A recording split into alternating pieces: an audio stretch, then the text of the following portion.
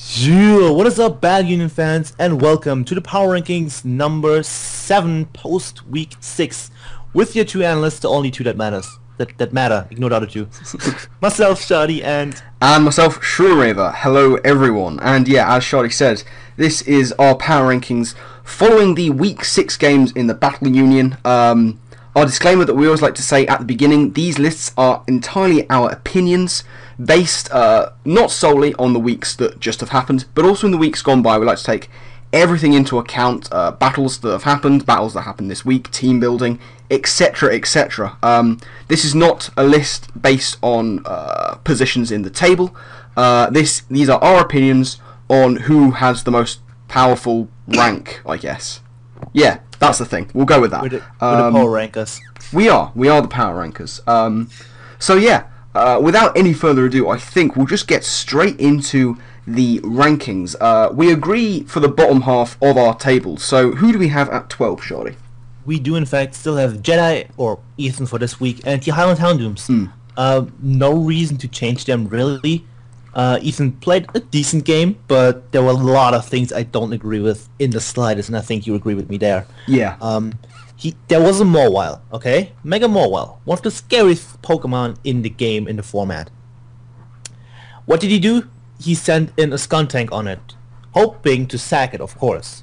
But it's not rare for Morwile to run sub. It's not something crazy out of your mind. It was somewhat standard-ish, maybe.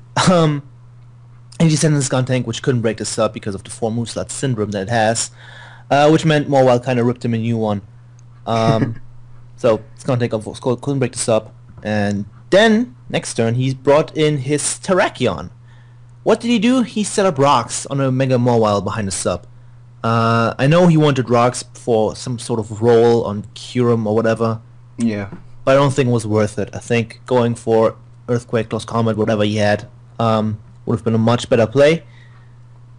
Because you don't want that thing behind the sub. You really don't. I mean, I could see his reasoning behind some of those decisions. Ethan really looking for the long-term benefits of his decisions, both regarding Skuntank's 4 move slot syndrome, and indeed that decision to go for rocks. You know, he said he was umming and ahhing about, you know, do I run fire attacks or taunt on the Skuntank? Personally, I like seeing taunt on Skuntank, so you know I could see why he went with that. But yeah, I don't think it was a bad decision at all. No, the decision to set up rocks on a more behind a sub, that's a little more dubious.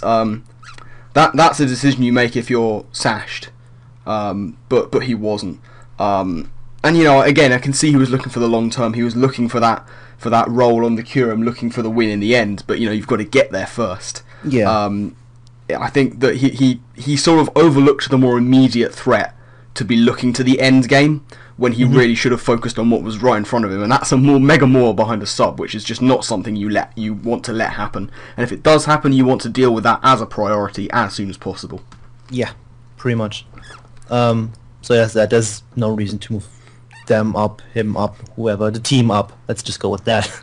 Yeah, I don't think any particular reason to. Of course, we should mention that was Ethan's last game in charge of the Highland Houndooms. He was interim manager for Jedi Cardet, who has since returned, and he will be taking back over management of his team for the duration of the TBU season. Which means offensive to Mime is probably going to come back. Yeah, we haven't seen too much of Mr. Mime, just that one nasty passing set, so we'll see if it does make a glorious return to the field. But with that said, I think that's all we need to be saying about the Houndooms. We covered a bit of other options on Tuesday in the Union News. We covered a little bit more about movesets and stuff. So I think from now we're just going to march on to position 11, and at 11 we have Sizzlesome and the All-Somerset Sizzles. Yeah, dangerously close to number 12, by the way. Yeah, I've got a lot to say about this match. First up, we should say we've only just seen this match because it wasn't uploaded from on either side. Josh, of course, not an uploader in and of himself. But yeah, I mean, Sizz took the 1-0 loss, and I mean, it was an interesting game. I know Schady was not too much of a fan of it. I'm not gonna say what I thought at first, but it was one of the most interesting games I've ever seen. There was some on both sides. Yeah, not particularly to do with the team building, although there are a few things I would have liked to see differently on either side. Mainly on the part of Josh, but we'll come on to him. Siz's team, I liked. He had agility on Zapdos. I'm assuming it was agility pass. I'm a big fan of that set. But if he's looking at agility pass, he also had sub, and I'm assuming electric stab. So there was no defog against a team with sticky web, with hazards going on potentially.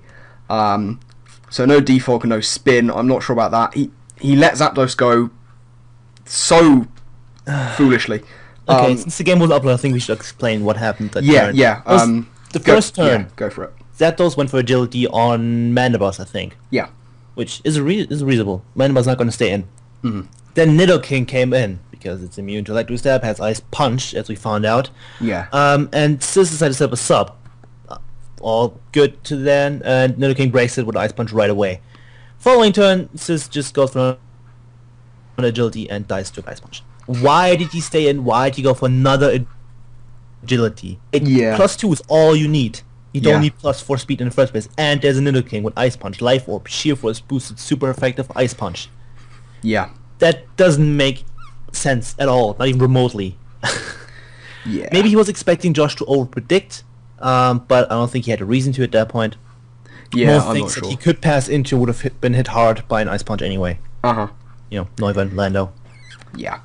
I guess. So, that was the early game. Sis losing his Zapdos fairly needlessly. He did come back into it.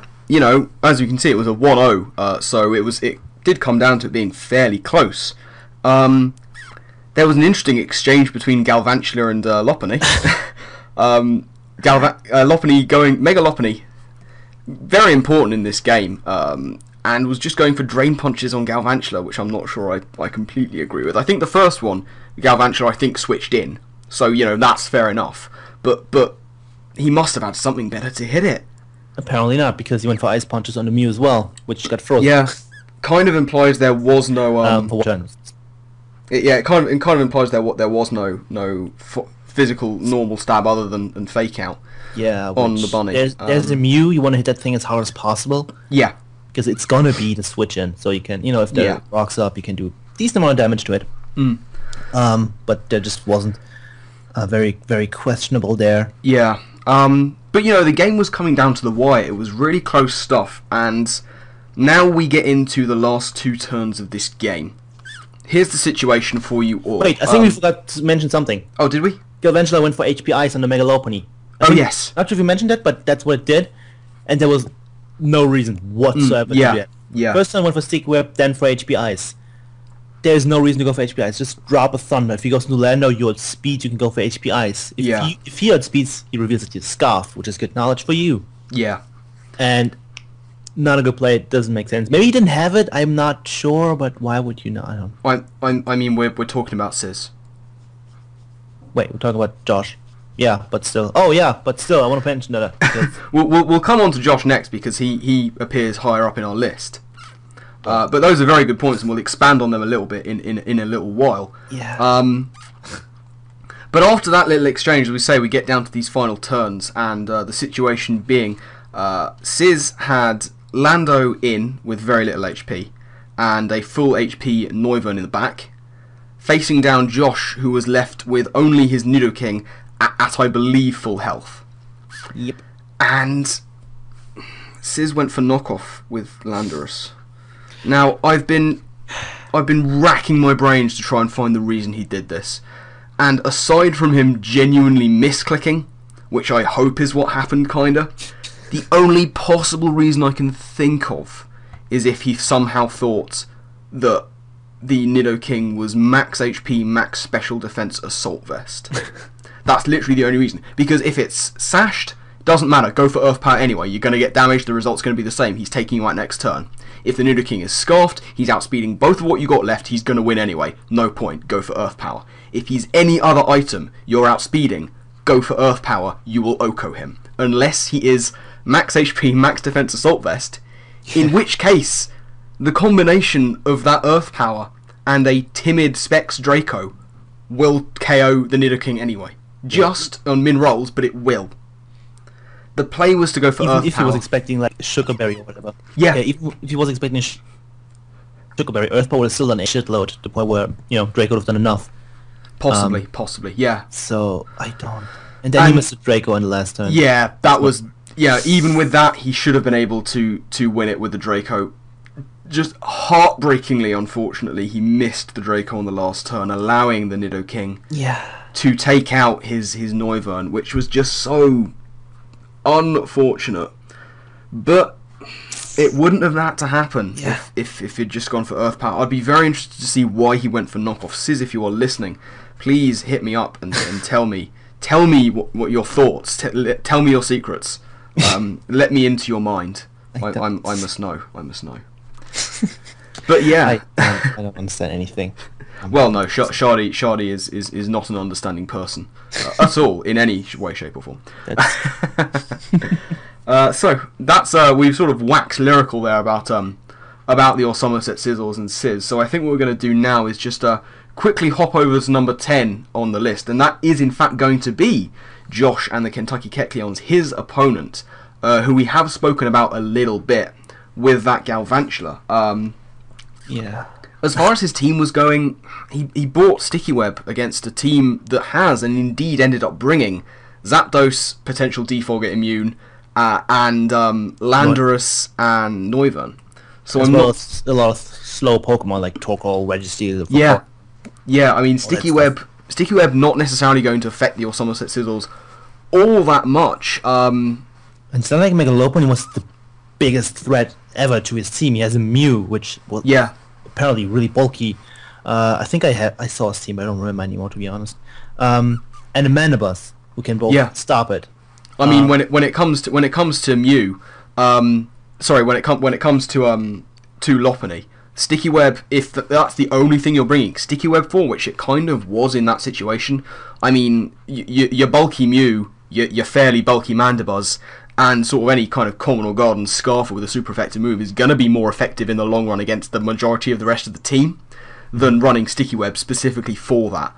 So I'm not sure I entirely agree with him there. I mean, Galvantula as a Pokemon, fine, bring it, go right ahead. I mean, he was packing Hidden Power Ice, I believe, so that's absolutely fine. Bug Buzz is going to be fantastic for dishing out neutral on the Mandibuzz and indeed super effective on the Mew, so that's absolutely fine, no problem with that. You're mixing things. Mandibuzz and Mew are on his team, and Galvantula as well. Oh, bugger! I've done horrible things there. Either way, I'm mixing myself up. But what my general point was, Galvantula absolutely fine to bring. Just don't bring it with Sticky Web in this situation. It wasn't going to work. Yeah. Spidef Mandibuzz was cool though for Orlando. It's probably his best idea to take it on because Orlando is stupidly good. I think the only chance it has a 2-hit KO without rocks up are 2 Focus Blasts, maybe. I'm pretty sure it's a roll or something, I'm not sure. And you're playing with accuracy as well there. Yeah, exactly. So that was good, but I don't understand the majority of his plays. I'm just really confused. Sorry, go on. Yeah, go ahead. No, go ahead. We should say, Zardex did things and stuff. Yes, Sub DD. I like that. Zardex finally. I think it took out Sizz's defensive core. Registeel did not stand a chance. And Vaporeon was nearly OHKO'd by a +1 Dragon Claw. So yeah, he tore through Sizz's defensive core, and Sizz was sort of left scrambling, had to be sacking things off and just going for fake outs with the Mega Lopunny in order to take out that Zardex. So that was good. It was nice to see, he did promise he was going to get Zardex to do some work, and it did here. Taking out that defensive core was huge. It was very important for him to do that. So yeah, that was nice to see. As we said, some interesting plays. That Galvantula versus Lopunny matchup. And maybe he was a little bit lucky to have taken it in the end. Sizz could well have won it. He would have. Yeah, having gone for different moves, things would have been very different. But we said this, you take wins any way you can, and, Josh has been needing the wins. He was at 0-4. He's now sitting at 2-4. He's looking a little bit better. So, hopefully this can sort of galvanise him to go further. Yep. and I think that's it. And Yeah. with that, we move on to number 9, which for both of us, I'm pretty sure, is Eric Ashnake from the Bristol City Fletchlings. Yeah. Who played Kyle, the Blackburn Rovers this week. And turn 1, he pretty much lost the game. He stayed on Talonflame on a Scarf Thunderous, Yeah. and just died to No, was it Scarfed or was it E-Belt? It was a Thunderous, so it died. Yeah. I'm pretty sure it was Scarfed. Yeah, it was Scarfed. Because you're not speed towards speed Talonflame. So, was a fairly bulky variant as well. Yeah. Yeah. So that was terrible. That was Yeah, I mean, a really bad start for him. Especially when you consider once again, Kyle bringing the Harry armor, which really Eric didn't have anything for other than that Talonflame. Was really the only thing that was going to put in a lot of work against it, and he let it go turn 1. That was a huge risk that he didn't need to take. Yeah. His defensive core of Chansey and Audino had nothing to even attempt to break a sub from a Mega Pincer. Yeah. And sub SD is not the craziest set. So that could have been a problem, didn't end up being that big of a deal. Talonflame was also, once again, a check to Mega Pincer. If rocks aren't up, and it's not at +2, it can live a feint. Even. Yeah. So there's that. Turn 1 was so important because Talonflame Mega said if it was banned, it would have. I think I mentioned it in Union News. It would have 2-hit killed Kyle's entire team. Yeah. Yeah. Absolutely. I mean, as you said, other than maybe the Thunderous on a Rob with rocks up, definitely. Yeah, exactly. So that was You don't overpredict first turn. Not if it can cost you something that big and that important. Yeah. You know, so looking at his team build, I mentioned I think last week that he didn't invest in special defense, and I was a bit against it. He didn't again this week, but I am really starting to see why he hasn't, because he was taking special hits really well. Having run those calcs, you know, he was tanking special hits all over the place. So you know, I'm starting to come around to that way of thinking. As far as movesets go, I think his only attacking move on Audino was Drain Punch, which I thought was an interesting option. I think something like that. You know, Drain Punch knockoff, maybe? I'm not sure. No, I think Drain Punch was his only offensive move. Okay. Which, if it was, I'm not sure about that. You've got something like Thunderous and Mega Pincer. And Hariyama. And Hariyama. I mean, if you want to be able to switch into those things, you at least want to kind of do something back to them. I forget if it had Toxic. I might be mistaken on that. I think it did. I'm not sure. If it did, then fair enough. I suppose it'd be nice to have that Drain Punch instant recovery. I think Chansey was completely walled by special attackers because it only had counter. Yeah. Which is less than ideal. I mean, the good thing is he ran calcs before. He knew what could do how much damage. Yeah. So he was what. That was cool. I like that. Doing his homework very effectively. Just, you know, he lost the wrong mons at the wrong time. Really, I'm really looking at that Talonflame for that. He should have made the safe play turn 1. Yeah, that would have been better, and it might well have impacted the score. You know, we saw Kyle taking a big victory last time, and this time he was kind of more focused on just getting the win. Took it down to a 2-0, so with Talonflame still hanging around, you never know how it could have changed things. But, you know, these things, easy to say when you're looking back on it, really, isn't it? Yeah, but, you know, the general rules don't make big over-predictions turn 1. Yeah, very much so. And we don't mess with threats. Those don't mess with threats. And the third one, click Sucker Punch all 8 times. Has nothing to do with the game, but it's important. Yes, the rule of 8. Very much. Let's go.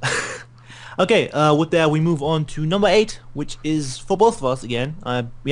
Richie from the Liverpool FC. Yep. He played Ethan this week, coach of the Highland Handlooms for 2 weeks.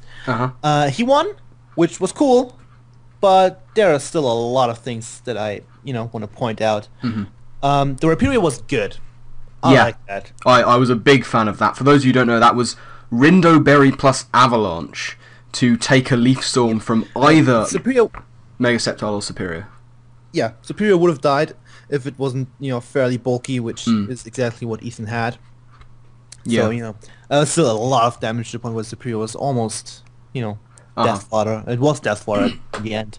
But, continued team building, he had Shadow Claw and Kieran Black? Sir, no. We don't do that. We don't pack Shadow Claw in anything ever. I mean, just except for maybe Bayonet. Yeah, Bayonet can do Shadow Claw. I'm pretty sure it's the only Pokemon that should ever run Shadow Claw. I'm pretty sure. Yeah, I think of anything. I'd say Dust Noir, but Dust Noir doesn't get it. So there's that. I'm just gonna have a look really quickly down this Jedi's squad. It's Sigilyph, which comes to mind right now. Metagross, not Metagross. Mr. Mime. That's important. Yes, I mean it hits Mr. Mime. I mean Ironhead does more. This is undoubtedly I mean it dies true. to both. So I just feel like Shadow Claw was a waste of a moveset. Yeah, I think it might well have been.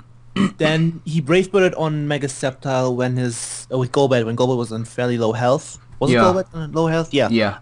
He should have roosted because Golbat was very important this game. It was. And then he let Golbat die, which was also it was a thing.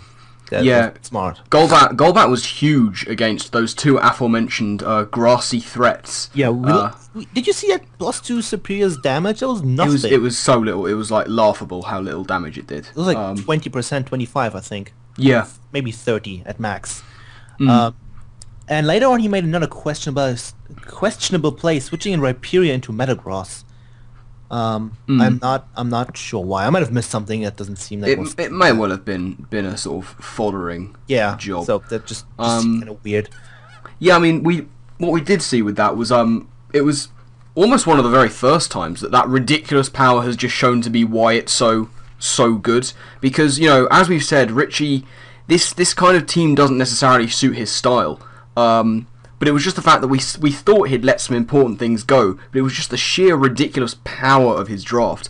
Mawile he was able to just fall back on, and it just destroyed a lot of what Ethan had, and he was just able to punch holes where he needed to. I personally wasn't sure about HP Rock on Jolteon. I know why he packed it, which is because he was afraid of the Volcarona, but yeah. I mean, the thing is, Signal Beam does more to Superior than HP Ice, and it's almost a guaranteed OHKO on Sceptile after Rocks is an OHKO. But it was a really bulky Sceptile, which he, of course, couldn't expect. Yeah. He expects a max HP Mega Sceptile. So I think it wasn't too bad. I did a calc to see how much a Specs T-Bolt does. It does around below 70%. Right. So I think it's understandable. I suppose. In this case. Just don't run it against the Mega Pinsir on an Electro type. This is true. There was a thing I said. Yeah. I think it was understandable because if Volcarona sets up, it's incredibly scary. I suppose. I guess it was just one of those things where it's just one move for one thing, which is risky in this kind of format, because as we see, the Volcarona didn't come, so. Kind of a bit of a wasted move slot in the end, but you can see the reasoning behind it. Yeah, and it's not like he didn't have anything to hit Mega Sceptile and Superior. You had Signal Beam instead, so I think it's fair. Richie, he played a game, and he had Mega Mawile, which did things and just kind of destroyed. It did do a lot of destruction. I'm not sure why he went for SD on the Metagross. I don't think it was a good play, because 9 out of 10 times against a team like Richie's, Metagross is gonna have Bull Punch for example. So I don't think SDing was the right play. He's just gone for whatever the fuck. And gone for Sucker Punch maybe, then realized, oh yeah, there's the Bull Punch, and then just switched out. That's pretty much it. Richie played a solid game. I think so. There's a couple of things that bug me here and there. which is so unlike you. Yeah, totally. So, with that being said, we're going to move on to position 7 on our list. Once again, we are in agreement to have at position 7 Xenon and the Slovenian Arcanines, who was involved in an absolute marathon, a mammoth game against Anima and the Golden State Dragons. This, I believe, was the first time in this league this season that we've seen a timeout, like a battle timeout, not a person not picking a move kind of timeout. It lasted the entire hour, I think. Is that the length of the battles? Yeah, I think so, yeah. It lasted the entire hour, and was it a 5-3 or was it a 4-2? It was 5-3. Was it? Yep. I know that's what we said, but I'm not sure. That's what we No, said. in fact, that is a lie. I'm lied. looking at the TBU scorecards. In fact, was a 4-2, not a 5-3. So apologies for that. We did make a bit of a boo-boo there. Not our fault.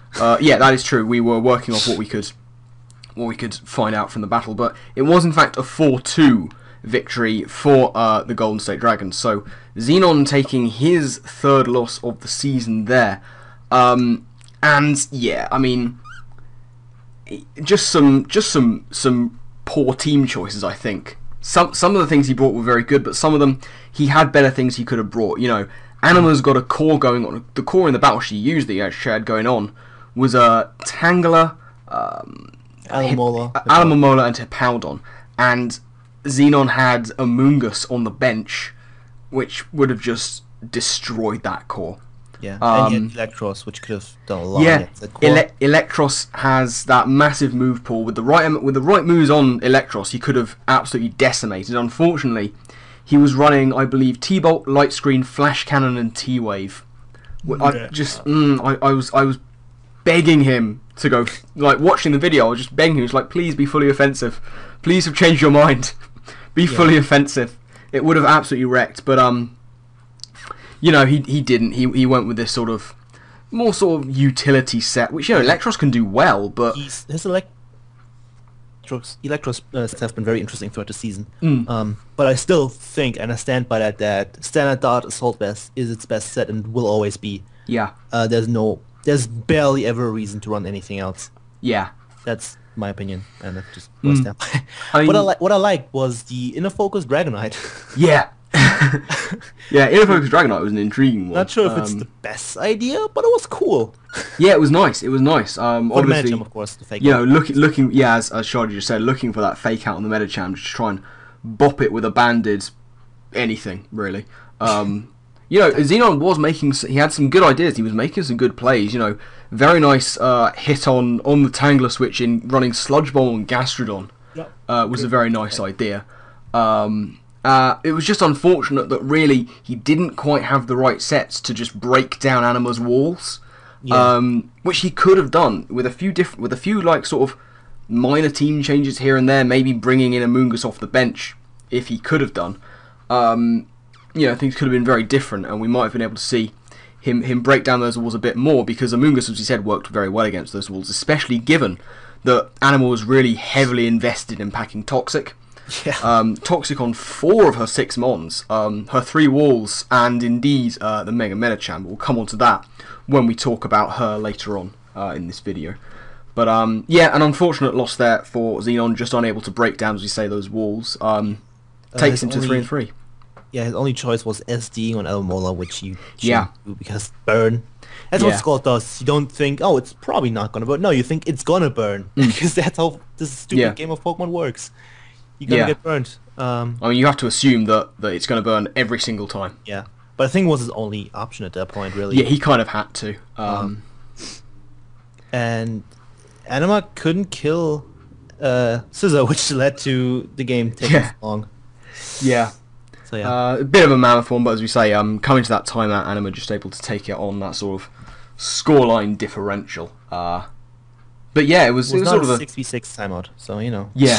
We're still waiting for that. At least it wasn't that. You know, we'll have to wait a little bit to see that particular one happen. Find who's the Koopa 2.0. There it is. There it is. So, with that being said, it is time to move on to number 6 in our list. And for the first time, I believe, we are going to be differing in our opinions here. A little bit of a difference of opinion in these next few selections on our list. At number 6... do you want to go first? Who do you have at number 6? Yeah, okay, I can go first. I have Enzo and the Swiskers, who played Bice this week, who choked the game away completely.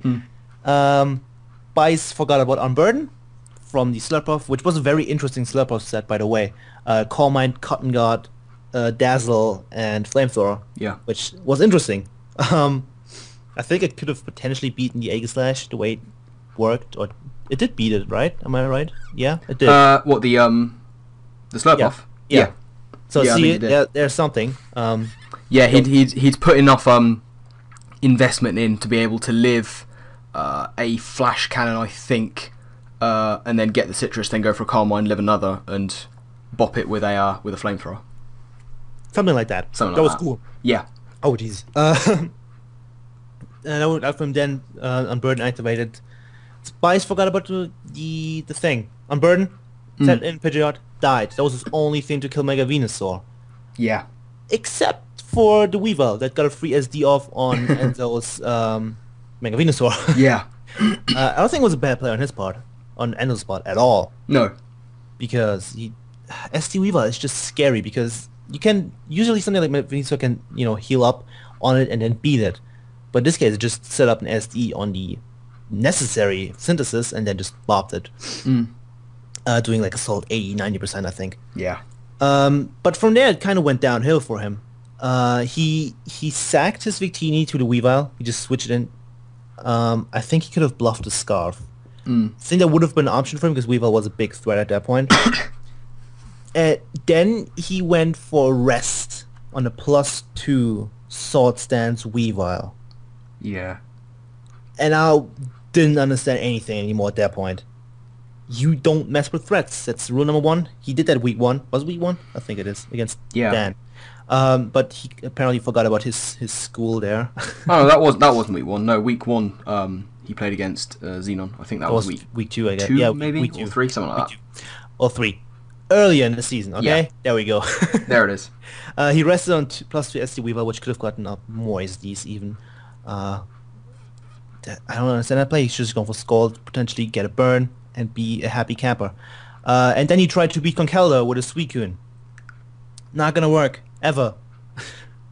Trust me, it won't work, because you're gonna get a burn eventually, and at that point Conke's just gonna bop you with the Thunder Punch that you revealed. So that would not have worked. He also misplayed with his move choice at that point. If he wanted to try and go for that, he misplayed with his resting. Exactly. Allowing Conk to go for the Thunder Punch, Mach Punch, Double Punch combo, and take him out. That was pretty much that. So Enzo has been on a bad form, I guess, in the last 3-4 weeks. Yeah. But yeah, he has a strong. He had a strong start. Wow, and he has some solid performances. Even this game, he showed a lot of good things, mainly in the early game, of course. Yeah. So, yeah, but he's moving down again. But there's also because a certain person is just coming down from the bottom and just. Yeah, he started from the bottom, now he's in front of Enzo. Now, and in fact, he started from the bottom and now he's here, because he is, I believe the person you're talking about is number 6 on my list. And that is going to be Kyle, who has taken over management of the Blast Burn Rovers. Yep. Now, obviously, Kyle hasn't been mentioned by Schady yet, obviously meaning he's higher up on his list. He's coming off 2 fairly impressive, well, 1 incredibly impressive win and 1 very well played victory here, the 2-0 over the Bristol City Fletchlings. The reason he's not higher up on my list is simply because he's only played 2 games, and I think when he started management he was on 10th on my list. I don't want to be massively pushing him up way too far. He's gone up a fair amount. Are you judging me right now? No, I'm judging him, but I'm also kind of judging you. But you know, I always judge you. It's fine. Oh, that's true. You live in judgment from me. It's fine. Good. But yeah, I'm just waiting for him to play more games, see if he can maintain his winning streak of 2, which, you know, currently he is, as we say, taking that 2-0 win.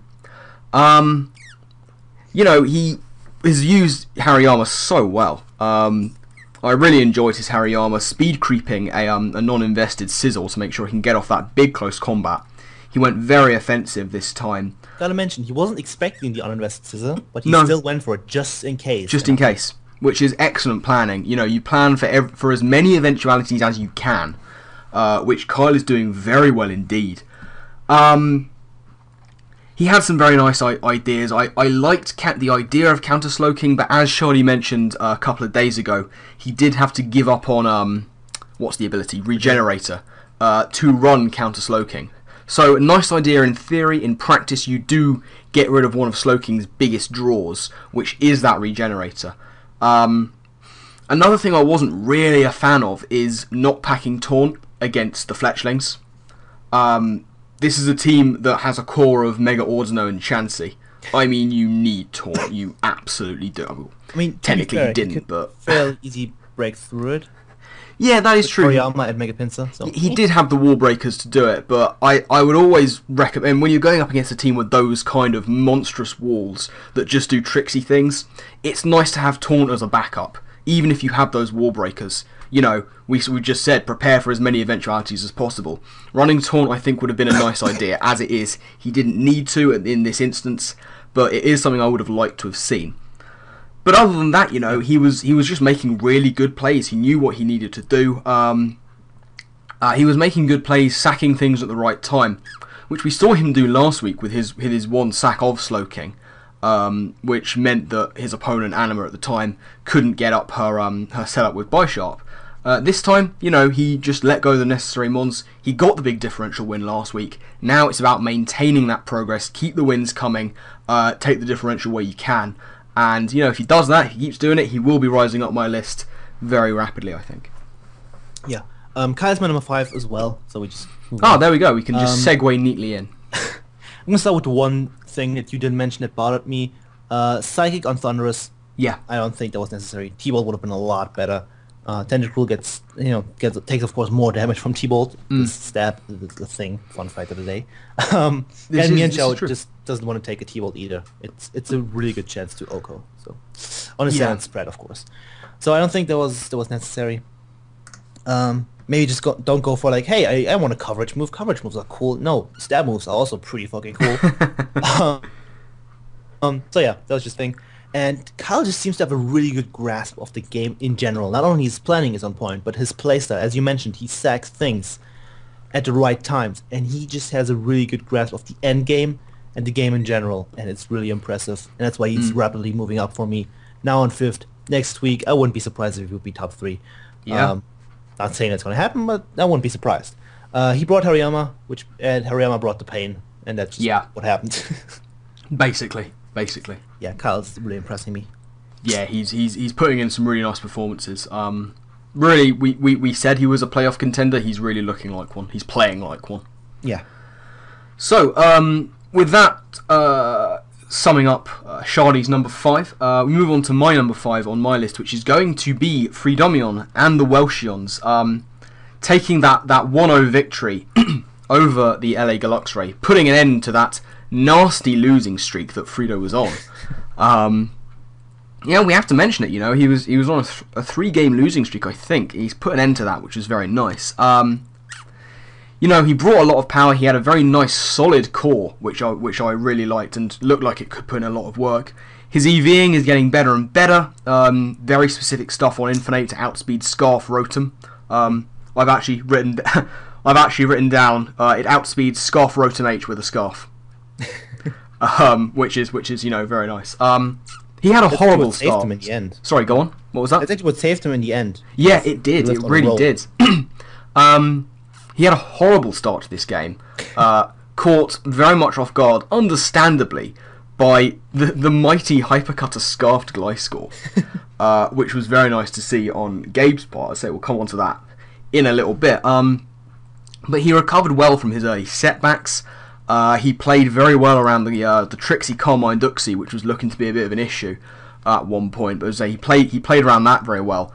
And you know, this, I think I'll mention it again as I say when we get onto Gabe, and by his own sort of admittance, this is one of Gabe's best games. I think he played very well. Fredo managing to win despite that shows how well he played as well. I think, again, he may have got a little bit lucky in the end game. I think it could have been played a bit differently from his opponent's perspective. We'll come on to that. But, you know, Fredo is able to get back on track. It was looking a bit grim for him in the past few weeks, but he's managed to get back on track, sort of steadying himself in the top half of these power rankings. And hopefully, again, that can sort of galvanise him to go on and sort of get back to winning ways like he was at the beginning of the season. Yep. And Fredo is my number 4, so that's once nice. Again, a lovely little segue. We're so good at this. We are. You pretty much said everything. Fredo's back on his way to get good. There it is. Still working on it. I don't blame him for turn 1. I don't. You what now? I don't blame him for turn 1. I really No, absolutely not. I mean, one does not expect the scarfed hypercutter glide score. To be honest, I don't think he should have stayed in anyway. Because glide score is gonna live. Earthquake will do a lot. Yeah. No matter if there's intimidate or not, it will do assault 60%. I'm just gonna throw that number out there. Not sure if it's true. I think pretty much what he was probably looking for was assuming he could two-shot with hidden power ice and assuming that intimidate would save his Mega Manetric, and try and take it out that way. I don't think he was packing the Magnet Rise. I could be wrong. Yeah. But I think his plan was just to try and get massive damage on the glide score, two-shot if he wanted to stay in, and that's a big problem for him out of the way. As it was, didn't really work out that way. Not even remotely. Not even a little bit. So yeah, I don't think it was an optimal play, but what do you do? Yeah, Okay, he managed to come through in the end. Yeah, with a nice roll on for an ape. Very much so. Lucky Frito. There it is. So I think that's it. Yeah, with that, I'll move on to my number 4. My number 4 is going to be Enzo of the Swiskers, who Schady has already spoken about sort of earlier on in this power rankings video. I think he had a much better team build than last week. Last week he brought some interesting sets that really weren't optimal. This time I think he brought some better ones. I think it was a good decision to bring Crocoon plus T-Spikes. You're looking at a team that doesn't have a water immunity, only one natural resistance, I think, and no grounded poisons, plus lots of bulk. So something like a couple of layers of T-Spikes plus a Crocoon could really have put in work if he was able to utilise it a bit better. Yeah. He did have EQ on the Venusaur, which was nice to see. A week too late, he did have EQ on the Venusaur. What have I got written here? Subselect Victini.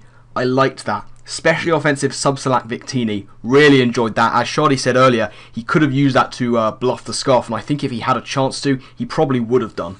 And then I've got Evil Bulky Special Attacking Slurpuff. That was really, really well EV'd. As I mentioned, I believe he had it EV'd to take a Flash Cannon from an Aegislash, get his Citrus, get the Calm Mind up, and then bop it back with a Flamethrower at +1, which was a really, really nice little setup he had there. He also had good EVs on the Venusaur. He had EV'd it, I believe, to take a Hurricane from Modest Mega Pidgeot, which was nice, but he then didn't have anything to hit it back with. He had Earthquake, Giga Drain, Leech Seed, and Synthesis, I believe, was his moveset.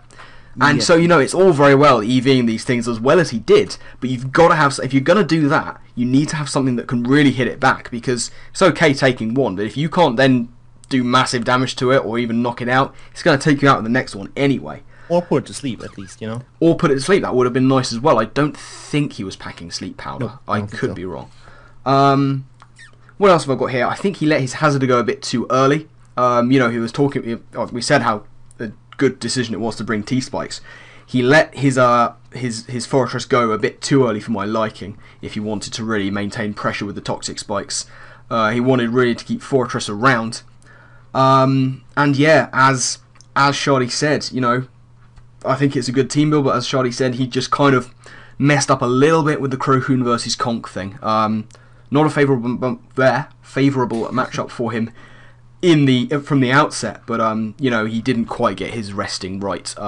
He might have been able to pull it back, you never know, but he didn't quite get his resting right and was able to be taken out by that Thunder Punch Mach Punch combination, which the whole thing leaves the Swiskers at 3-3, so we're still looking good. He's still looking in a good position, sort of mid-table results.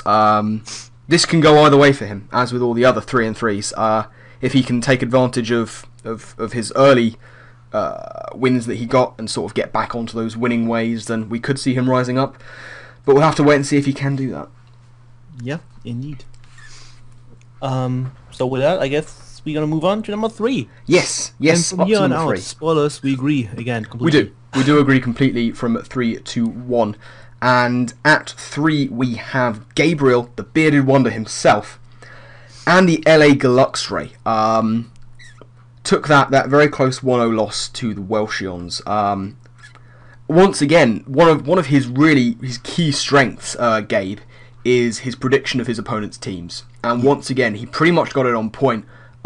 His just base predictions, what he does, he makes the videos, and he has like 4 things that he's certain the opponent's going to bring, and he lists their potential movesets and items. He listed Empoleon and Garchomp and got their sets absolutely spot on. Other than the items, he wasn't predicting Air Balloon Empoleon, but he got those 4 moves exactly right. And, you know, that's what allowed him to bring these slightly stranger sets, like that Scarfed Gliscor, which was wonderful. I'm also a huge fan of mixed defensive Carmine Uxie. Of course you are. You know, Gabe is using these Uxie sets really well. I'm really liking them. He's such a bad Pokemon so well. Hey now. Not cool. But he also was using EVs and natures very well. Once again, he used a neutral nature. Yep. I forget what it was on. Goodra. Was it the Goodra? Yes. Yep. Which was, you know, really nice. People overlook it, but it's a very useful thing to have. You know, if you have something that's attacking off both stats, you don't want it to lose bulk, and he was invested in speed with Goodra. Why not run a neutral nature? As he said, he had all the EVs he needed. So absolutely fine. He made a great start. I wasn't a fan of his sort of Goodra versus Sylveon matchup. I got why he was doing it, but at the end of the day, Goodra does not have reliable recovery, or indeed any recovery, on the AV set. I was begging him to go into Heatran earlier, which would have been able to threaten. I get that he didn't want his balloon to be broken, but I still want him to go into Heatran. I thought he could have maybe done a better job if he'd have gone into Heatran on the Sylveon when he just stayed in with Goodra. I liked his mind games with Gunk Shot. I'm sure Schady has a different opinion. In fact, I know that he has a bit of a different opinion. I thought he played that incredibly well. What were you thinking about that? Tell everyone, firstly, sort of what that mind game sort of involved. He went for, I think, 2 returns on Sylveon. Mm-hmm. And then a knockoff as Sylveon protected after throwing up a Wish. And then revealed the Gunk Shot to bob the Sylveon completely. Yeah. Now, I personally think he should have and could have gone for the Gunk Shot on the 2nd return, because that would have killed the Sylveon right away. He would not have risked dying to a Hyper Voice. Well, he kind of did, because he could have missed, but, you know, that's what you get for running Gunk Shot, I guess. Yeah. So I feel like he could have just gone for Gunk Shot earlier, but nonetheless, it was a good play. It was a very solid play. I don't think it was necessary, though. It just looked cool. Yeah. Other than that, the EVs were spot on again. He had enough EVs on his Heatran to live a close combat from Infernape, which is impressive. Yeah. I think like 100 something defense EVs and no HP. Really nice. Yeah. And just fire back with Earth Power and just probably one-shot every. Yeah. I kind of want to pick up on that, because I think he could have won this game if he played the end game differently. Mm-hmm. Essentially what happened in the end game was you're looking at the LA Deluxe with Altaria, not yet Megad, and Heatran up against Empoleon, who was on the field at the time, and Infernape in the back, who was Scarfed. Now, Gabe went into Heatran looking to 2-shot the Empoleon with Earth Power, having taken a Scald in the process, because then, with both of his Mons alive, Scarfed Infernape, who was fully physical, wouldn't have been able to take out both of them, and it would have been a win for Gabe. As it was, he didn't live a Scald from the Empoleon, which meant that he was able to... I think it wasn't Torrent. That's a feature line. Ah, there it is. That would be why then. It could well be. I might be wrong. It wasn't Torrent. But the thing is, what that meant was that his Heatran went down, and whilst Altaria was able to take out the Empoleon, it was then felled by a Gunk Shot and some lucky or unlucky, depending on your perspective, damage rolls. I personally would have liked him to go into the Altaria, who I think could have taken an Ice Beam better than Heatran took the Scald, and then he would have had that Altaria plus Heatran combination. And even if Altaria had been at massively low HP to the point where close combat would have KO'd it, as we've said, he had enough investment on his Heatran to take a close combat from the Infernape, and at that point it would have been at -2, and an Earth Power definitely would have taken it out. Yeah, that's true. So, you know, but these are just decisions that you can look back on and say, maybe could have done that a bit better. But, you know, either way, it was a very well played game from Gabe. He played very well. Just unfortunate with rolls at the end. On another day, it could have gone a different way, but as it is, unfortunately took his second loss of the season. Yeah, I think you're true. You're true. I am true. There it is. Yeah. Nice and words. Nice and words. I'm just gonna agree with you because you're right, and also I'm kind of dying, but that's okay. Ah, fair enough. How dare, I mean, selfish of you to die in the middle of a recording. How dare you? Terrible. So I mean, well, with nothing else to add there, I think we can move on to our position 2, which is going to be Bice and the Twin Leaf Tyrants. Yep, indeed. Moved down for me from number 1, I think, last week. Mainly because, spoilers, Animals number 1, surprise. Yeah. I mean, you'll be able to see that on the screen right now. Yeah, exactly. But, spoilers, yeah. But no, Bice sitting at 2. My first 3 words I've written, all in caps, are just brought the pain. I thought it was going to be unburdened, but okay. That too. I mean, he did bring Aegislash and Swords Dance Life Orb Weavile, because overkill is fun, I guess. Yeah, gotta kill fast. You do have to kill very quickly. Speaking of quickly, though, that unburdened, Schady. The transition, on point. Absolutely. Yeah, he forgot about unburden, which would have probably maybe cost him the game if things would have gone differently. That was a very smart sentence because that's always how it works. Nice. You forgot about unburden, which you shouldn't do that. That's not a thing. Uh-huh. I realized that right after Spitzer died. He was like, "Oh, well, yeah, okay, rip." And he was massively underprepared for Mega Venusaur. The only thing on his team that could reliably kill it was Mega Pidgeot. Now, you see that you have a Mega that has a good matchup against the opponent's Mega. That's cool. But you still need to pack something else that can hit it super effectively or beat it in some way. Yeah. So I feel like he was very underprepared for that. Yeah. And yeah, but he still won. So it was still a solid game. And it's just that he had the nice blackout moment with the unburden. Yeah. But he keeps making pretty decent team building decisions. I mean, aside from not having a contingency to deal with Mega Venusaur, he keeps using that Tyrantrum very well indeed. I like what he's doing with it. This is obviously why he's obviously got experience with it as his mascot and stuff like that. I like the way he's using Tyrantrum. It's proven to be a pretty decent player for him, even if it's not always a massively offensive one. I still like what he's doing with it. Yeah, Tyrantrum's a cool guy. It is. He is indeed. So I think that's it. Yeah, I'm pretty sure that is it. So we can move on to our final coach that we're going to talk about at the number 1 slot, I should say. On both our lists, we have Anima and the Golden State Dragons back up to number 1 after that massive game, the big 4-2 win after the hour against the Slovenian Arcanines.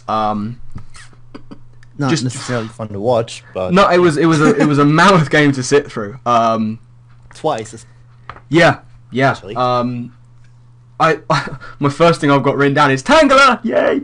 Tangela. I like Tangela's a cool guy, as we know, and I like that it was brought today. We've mentioned that maybe Xenon didn't quite bring the right mons or sets, and I think in that respect, Anima was quite lucky that she didn't have to face those down. But in it, not to take anything away from her, she played very well, despite having that horrible start, which I'm sure would have tugged at her heartstrings to lose her mascot Heliolisk turn 1 to that big banded Dragonite. I've written down lost. Why she made that play in the first place? Yeah, I mean, I guess she was predicting the first turn setup with Dragon Dance, but I've written down lost Helios turn 1. He has a Keldeo. It would have been. I mean, I actually think that it was Scarfed Keldeo, and I'm not sure if she wasn't Scarfed because she had Glare. Yes. So in fact, it wouldn't actually have mattered that much. Now I look at it. But still, that would not have been good for her. But she managed to rally from it. She had a nasty team, 4 mons running Toxic, her 3 big walls, and very nicely her Mega Metacham, which I'm pretty fairly certain, somewhat inspired by that previous week game where Kyle ran Toxic on his Mega Pinsir, because of those very powerful, bulky switch-ins. Nice to have that option on a generally sort of offensive mon. I think the only big mistake was, for once, she had, I think, a bit too many toxic users. I think 4 is probably overdoing it a bit. Perhaps. And that led to her being massively underprepared for Mega Scissor. Yeah. She had no fire type move on her entire team when she faced a Mega Scissor. Yeah. And her team was based on toxic stalling. Yeah, that doesn't make sense. That was a massively overlooked threat. HP 5 on something. Even Greninja can pack it. Yeah. Can run Fire Fang. Tangela HP Fire is nothing special. That's a thing you can do. Even Alamola can probably do like, I don't know, 30-40% with HP Fire because it's so weak, but still. Yeah, I mean, we've seen Alamola run strange hidden powers in the past in this kind of format, have we not? HP Electric, I believe, is the one I'm referring to. Yep. But the thing is, what she was able to do, the very fact that she didn't have HP Fire meant that she was able to bluff it very well on Greninja. She actually made some very, very intelligent plays surrounding getting Greninja in on the Sizzle. Doing as much damage as she could, recovering when she needed to, but getting it to the point where she knew some kind of non-attacking move was coming. She could get, or I think maybe Bullet Punch, she could get in with Greninja, threaten the HP Fire, and get that nasty, at that point, +6, albeit burnt, Mega Sizzle out of there, get rid of all those boosts, and sort of make Xenon start from scratch, getting his boost up. And that was kind of something that helped her, because even when it's burnt, +6 Mega Sizzle ain't nothing to mess with. But yeah, she was able to sort of force it out. She adapted fairly well to that kind of that kind of situation. Yeah, but I still think there should have been more fire moves. Yeah, that's undeniable. Definitely not the wisest of decisions not to pack any kind of fire moves when there is a Mega Sizzle facing you down. Especially considering that Xenon last week brought a sub variant. So if this was like a sub SD variant, she probably would have just straight up lost. Yeah, she could well have been swept. Because Mola does not break a Mega Scissor sub anytime soon with Scald. No. It's terribly weak. It is. On the special side. So, it could have been a bit of a problem. It could have, but as I say, she was able to sort of rally and deal with it in other ways, the only way she could, basically, which was forcing it out and getting that very fortunate school burn. I think the best way to say this is she didn't prepare very well, or not optimally. She prepared well, but not optimally, but she played very, very well. Yes. That's pretty much that. That is pretty much an astute summary of the situation. And I think a very nice point to sort of break things off for this video. So I think, unless we have anything to add concerning Anima, do we? No, I don't think so. Okay, well in that case, that is going to bring an end to this installment of the TBU Power Ranking. So thank you all very much for watching and joining us today. We do hope that you've enjoyed. Remember, as we said at the beginning of this video and throughout all our videos, these are entirely our opinions based on what we've seen and what we are thinking. If you agree, that's fantastic. Let us know down in the comments. If you disagree, that is equally fantastic. We are always eager to hear where you would have placed our coaches on your own power rankings list. So once again, let us know down in the comments section where you differ in opinions with us, who you would have put where on your lists, and why. We, as we say, always interested to hear what you guys are thinking. But yeah, aside from that, I think that's going to be it from us. Schady, any last things to add? No, for you continue to get good, and thank you for watching. There it is. Every time. Well, I mean, Frito is on 3-3 now, so he is in the process of getting good. We'll just have to see if he can continue that process. Long way. Oh, there it is. There it is. Apparently, it's still a long way away. But yeah, that, as we say, is going to wrap things up. So our final thank you for joining us today and watching. And with that, we are going to get out of here. Our next video will be on Tuesday, when we will have the next installment of the Battle Union news. So, thank you once again for watching. We'll see you next time. Take care, TBU fans. Goodbye. Goodbye.